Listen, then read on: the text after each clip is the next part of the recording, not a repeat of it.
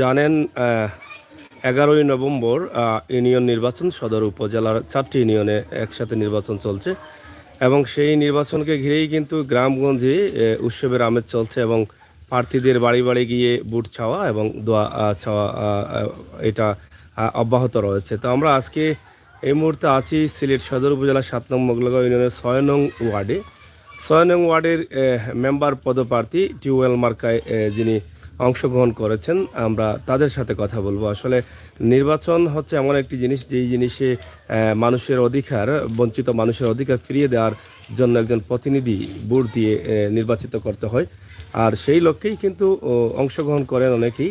কিন্তু এখানে আমরা যতটুকু জানলাম যে 5 জন মেম্বার প্রার্থী রয়েছেন, 5 জনের মধ্যে একজন জয়ী করবেন এবং সেই জয়ী করার পরে আসলে জনগণকে নিয়ে বা ইউনিয়নের মানুষদের নিয়ে তাদের কি চিন্তা ভাবনা রয়েছে সেই বিষয়গুলো আমরা জানার চেষ্টা করব।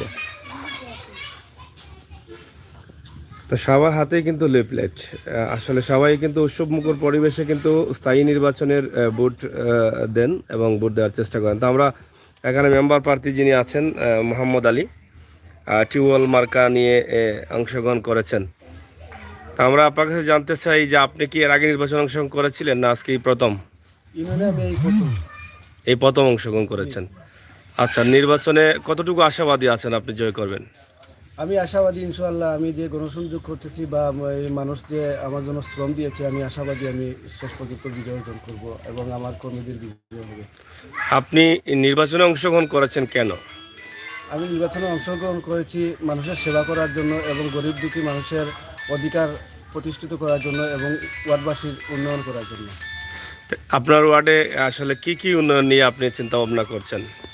আমার ওয়ার্ডের যে যোগাযোগ ব্যবস্থা আছে, আমি সেগুলো আমার মাথায় আছে এবং আমার ওয়ার্ডের দুবিগাঁও গ্রামে এটা সরকারি স্কুল নেই, শিশুরা সুশিক্ষা থেকে বঞ্চিত হচ্ছে, আমার এটাও মাথায় আছে।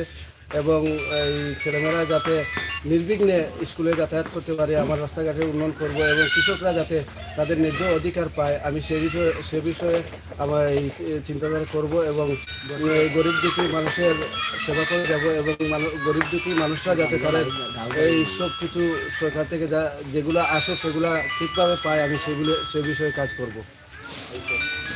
আমরা জানতে চাই যে আপনার ইউনিয়নে এর আগে যারা ছিলেন তাদের মাধ্যমে কি উন্নয়ন হয়েছে না নাই?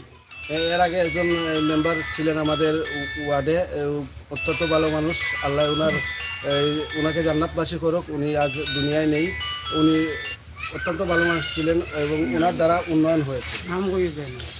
এখন আপনার প্রথম চিন্তা ভাবনা কি? আপনি যদি নির্বাচনে অংশগ্রহণ করেন, বিজয়ী হন, প্রথম চিন্তা ভাবনা কি ইউনিয়নের মানুষকে নিয়ে, ওয়ার্ডের মানুষকে নিয়ে?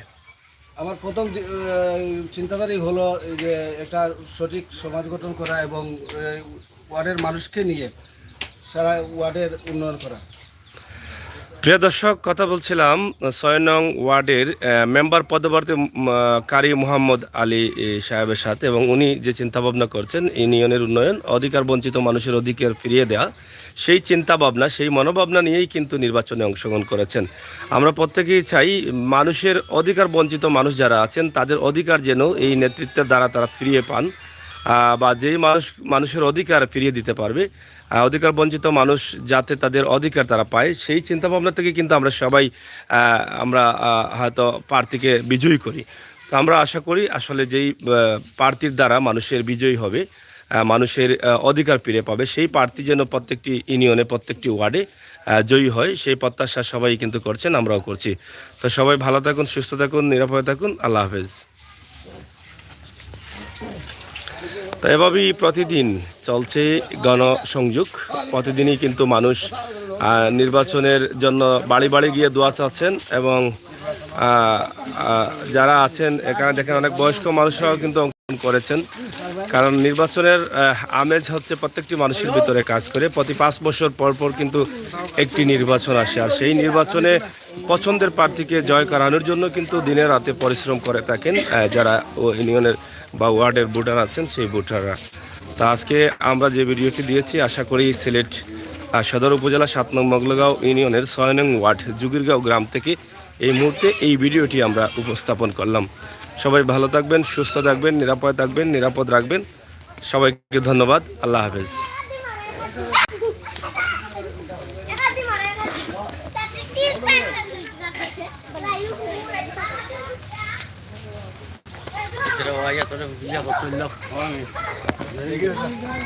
আল্লাহ হাফেজ।